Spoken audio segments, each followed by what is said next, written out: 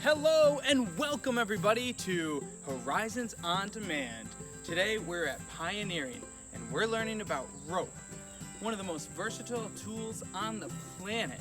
We're going to find out some of the best knots that you can do to do whatever it is you need to do. Whether you're looking to haul something up, tie something down,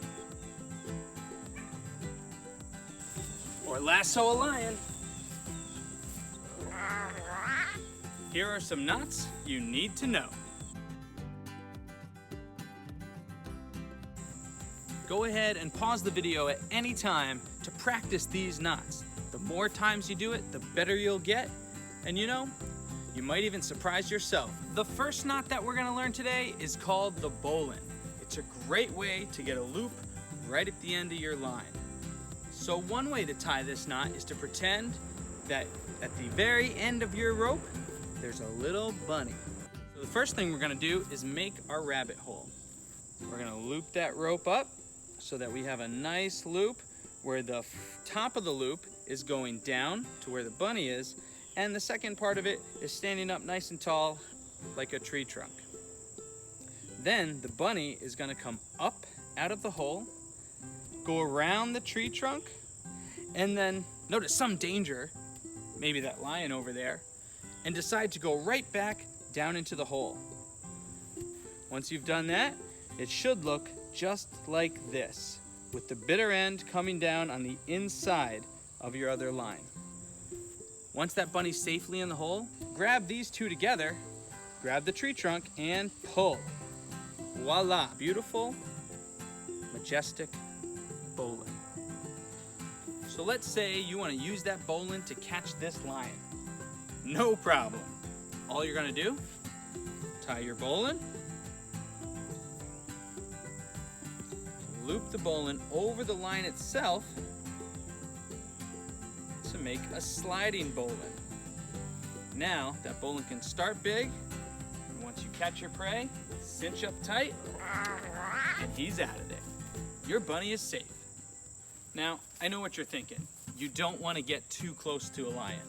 Well, my friend, I can certainly help you out there. If your line isn't long enough to get to where you need to go, we can always tie on another line to make it longer. The type of knot you use to do that is called a bend. The bend that we're going to be learning today is called a sheep bend. To make a sheep bend, you're going to take a bite out of your line. Maybe I should have asked the lion to do that. No, that's not what we mean.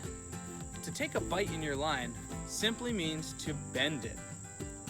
This would be said to be a bite in the line. Is there a reason? Probably, but I don't know it. Once you have the bite in one line, come up through it with your other line. Once that line's safely through that bend, you're gonna have it roll around the back of the two lines and then through the gap that's created by itself. Once you've done that, gently pull it together until it all cinches up nice and tight at the mouth of the bite. Give it a tug to make sure, and sure enough, your line is a little longer, and that lion's lunch will not be your bunny. Something I find pretty interesting about the sheep bend is that when done properly, its structure is actually exactly like the bowline. That's how you know it's good. The last kind of knot that we're going to learn today is called the round turn into half hitches. A hitch is a knot that's used when you want to tie a rope to something like standing rigging or this umbrella pole. And the way to tie this knot is just like the name sounds. You do a round turn